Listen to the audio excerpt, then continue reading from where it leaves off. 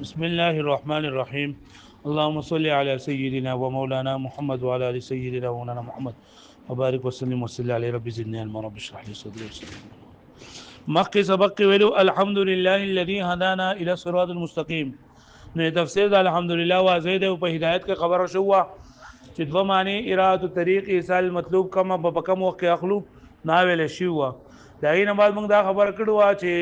هدانا الى الصراط المستقيم په دې معنی اعتراض ده چې لکه د هدایت نسبت الله ته ته چې کښوي ده جو ایصال المطلوب معنی واخلو کدي ته ګوري چې اله په کې حرف جر باندې متعدد نو بیا دویم معنی واخلا کوم ماخلی نو ویل شو وسوي الحمدلله الذي هدانا الى الصراط المستقيم. نو پنن سبق کې کوم عبارت چې تاسو وې نو بدیږي دوه خبرې دي یو صراط مستقیم ستوي او دویم د صراط مستقیم نه څه مراد ده. نو لولې خبره صراط مستقیم هغه لارې ته ویل کېږي چې هغه په یو مین روډ باندې وي او بدی باندې هر یو انسان تلی شي هر چاته واضح وي بدی کې کګیدل خې طرف ته ګس طرف ته پکې نه دي د صراط مستقیم وي. د لغت په اعتبار سره صراط مستقیم هغه لارې ته چې هغه مینز باندې لارې په مین روډ باندې خې طرف ته ګس طرف ته بکګیدل نه دي صراط مستقیم وي. دغه زمنګ د مدرسې د دې مینز کې چې د لار ده نو دا صراط مستقیم ده. ها خو کبدی باندې د سې لار چیرته هغه طرف ته کټ شوی دا بل طرف ته کټ شوی دا نو دا صراط مستقیم نه ده. پوه شو به معنی و دویمه خبره ده چې د صراط مستقیم کوم لارې ته وایي نو هغه لار چې هغه د افراط او د تفرید په منځ کې چې نه دا د دې نه درې مراد دي. د صراط مستقیم نه څه مراد ده؟ د صراط مستقیم نه درې سيزونه مراد دي. یو هغه لار چې پای کې افراط او تفرید نه وي، دویم هغه عقاید د اهل سنت والجماعت، او دریم طریقې د سلوک لارې د سلوک راه سلوک د تصوف چې هغه د محبت او عقل لپاره جمع کوونکی. په دې باندې پوه شئ لاولنه هغه دین باندې صراط مستقیم هغه دین ته ویل کېږي چې د افراط او د تفرید په منځ کې وي. افراط ویل کېږي د حد نه تجاوز کول، تفرید ویل کېږي د حد نه کمیدل. افراط د حضرت موسی علیه السلام په دین کې وو. د حضرت موسی علیه السلام په دین کې دا چلو کنه چې کله به یو انسان ګناه وکړو اقا د ګناه چې په کم موجود سره کړی دی هغه وجود به دې کټ کو، مطلب دروغ به وي جواب به دې کټ کوله، زنا به وکړه شرمګاه به دې کټ کوله، کپڑے به بیلماز شوي ا کپڑے به کټ کولې انزل پکې نو مونږ به صرف په جمعات کې کېدو د جمعات نه علاوه په بل ځای کې به نه کېدو. د ټول مال چې وسونه و دغه څلورمه حصہ زکات په ورکو سختی و پکې هغه پوښتنه به دی باندې او چې ګناه به وکړو سهار لا بچ پر پاسېدو په دروازه باندې ورته لیکلي وي پلان کې چې دا ګناه کړل توبه به چې قبل اوله نو توبه د قبلې دو پیدا دغه چې لکه یو بل به قتل اول توبه به خدای په قبل اوله پوښوي نه دا سختی و پکې نو پدې کې افراط او د حضرت عیسی علیه السلام په دین کې چرند نرمي و.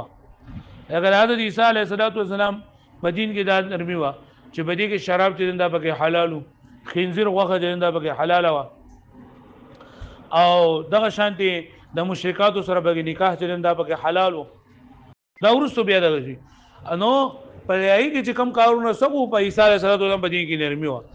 نو د پیغمبر صلی الله علیه وسلم د دین د صراط مستقیم دی ځکه چې دا معتدل دی د افراط او د تفرید په منځ کې په دې کو غناغه سختی شته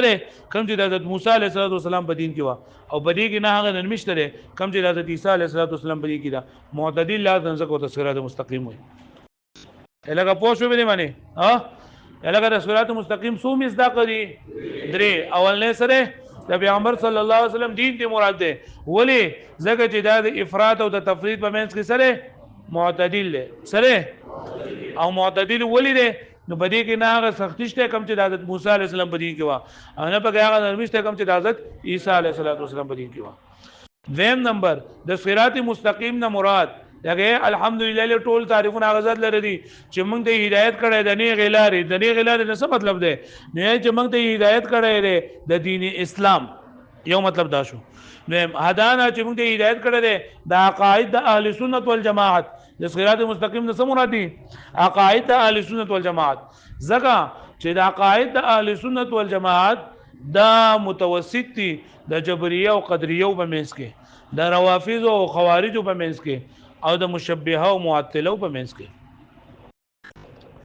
اهل سنت والجماعت هغه ته ویل کېږي هغه ډلې ده په کوم باندې چې پیغمبر صلی الله علیه وسلم فرمایي چې قیامت ته نږدې به اته د قیامت ته نږدې به 73 فرقې به جوړ شي 73 فرقې به دا خبره اورل الله قیامت کې به څو فرقې جوړ شي دا قیامت ته نږدې وخت کمی اخره زمانه کې څو فرقې به جوړ شي 73 فرقې به پدې کې به 72 فرقې چې رندا او کې جهنمياني ایو فرقه چې رندا په کې سوي دا به جنتی جنت ته یو فرقه زی وسو څوک پکې بریلې او څوک پکې پنځپيرې او څوک پکې جماعت اسلامي او څوک پکې تبلیغي او څوک یو سره او څوک بل سره او چې کم تبلیغي نو وای ما انا علي واصحابي زب جنت هم دا ټول کافر دي کم چې بریلې جو وای زب پکې وان علي واصحابي کزما کم چې پکې بل جواب خپل وای نه د دینه مراد داره چې د 72 فرقې د اسلام په اسلام کې د ټول نه غټي اته فرقې دي اته فرقې به کې د ټول نه غټي دي اول نه ته ویل کېږي معتزله سور دوی معتزله ویم ته ویلګي روافض خوارج معتزله ویم ته ویلګي خوارج دریم ته ویلګي روافض معتزله خوارج او روافض بلډلنا مرجئه بلدا مشبهه اتډری دی غټ ډری سوري اتا نن ما بری شروع العقائد کې هم مالکانو ته او فرمایل دا اتډلې ها وې معتزله خوارج او روافض صحیح شولا دا درې ډلې بیا په سلوره مړه مرجئه پنځه مړه ده نجاریه شپږم ده جبریه ومده مشبهه او اتم ده اهل سنت والجماعت معتزله خوارج روافض مرجئه نجاریه جبریه مشبهه او اهل سنت والجماعت ان شاء الله آئنده چې تاسو کم کتاب وایي بابا کم دې کلاس کې پدغه کې دا شرح العقائد الطحاویہ هغه او شرح العقائد پای کې ان شاء الله تفصیل لذي بیا غټ ډلې دا دغه دي اته ډلې دي بیا په دې کې دا معتزله نه دي په شل قسمه دا معتزله دي شل ډلې د معتزله دي او شل د خوارج دي او 22 دا د روافض دي 20 معتزله 20 خوارج 22 روافض نو دا څو شول 62 شو بیا به 15 ډلې د مرجئه دي 15 ډلې د مرجئه دي څو شولې 67 درې به د نجاریه دي څو شوې 70 یو جبریه ده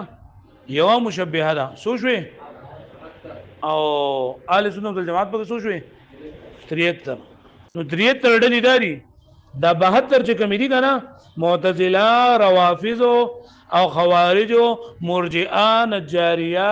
مشبهه جبریه دا فرق ضال دي هندغه به جهنم ته دي او اهل سنت والجماعت چې نه دا به صحیح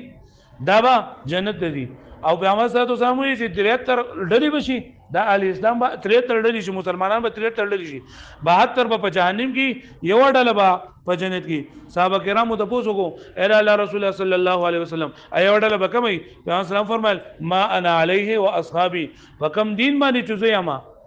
نو دا اهل سنت شول سنت د پیغمبر صلی الله علیه وسلم دین طریقه او واصحابي جماعت ده لکه پوښتنه به معنی نو دا اهل سنت والجماعت دا به جنت ته او 72 ډلې ته دا به جهنم ته ځي بیا اهل سنت والجماعت درې قسمه خلق دي یو ته لکه اشاعره یو ته لکه ماتوریدیه یو ته لکه اهل حدیث اشاعره ماتوریدیه او اهل حدیث دې درې ته لکه اهل سنت والجماعت یلکه په دې خبره باندې پوښوي ها دا د پوری عبارت وای دا نور خبره به بیا سبا وکړو ان شاء الله عقاید اهل سنت والجماعت دې باندې څنګه زده کیږي دا سبا وای وګورئ دا والصراط المستقيم او صراط مستقيم هو الصراط الذي دا هغه لار ده يكون على الشارع العام چې هغه په مین لار باندې یعنی په کولا واضح لار باندې ويسلكه كل واحد او په دې باندې ګرځېدې چې تللی شي هر یو کس من غیر ان يكون فيه التفات الى شعب اليمين والشمال بغیر د دې نه چې په دې کې کګېدل راګېدل وي اوړېدل راوړېدل وي خی ګوټ ته او غس ګوټ ته یعنی شعب اوړېدل راوړېدل نو دې ګوټونه پکې خی طرف ته او غس طرف ته پکې اوړېدل راوړېدل نه وهو الذي او دا هغه دین دی ان صراط مستقیم هغه لار ته لګي درې مصداق دي يكون معتدلا بين الافراط والتفريط چې دا معتدل وي درمیانه وي د افراط او د تفريط په منځ کې نو دا کم یو لار ده چې د افراط او د تفريط په منځ کې دغه ده برابر معتدل ده نو دا غي درې مصداق دي وهذا صادق اليوم وی چې دا صادقي على شريعه محمد صلى الله عليه وسلم ومحمد صلى الله عليه وسلم بشریعت باندې ولی لانها متوسطه بين الافراط زکه دا متوسط په مېز دا غ زیاتوالی کې د افراط کې الذي في دين موسى عليه الصلاه والسلام چې هغه افراط موجود وو په دین د موسی عليه السلام کې والتفريط الذي او دا متوسط ته یعنی دا دین اسلام دا متوسط ته د هغه تفريط نه کای کموالنا کم چې بدین د عیسی علی السلام کې موجود دي وعلى عقائد السنه والجماعه او په عقاید سنت او جماعت الګا تاسو پوښتنه به په تریت تړلو باندې نیو بل د کافر نه وایو چې پنځپیره په تبلیغی د کافر وایو تبلیغی پنځپیره ته وایو وایو د پکې دی بندې ما او بل وایو د پکې بریلې ما بل وایو د پکې دغه ما مسلمان به هیڅ څوک نه جلګه د مسلمان یم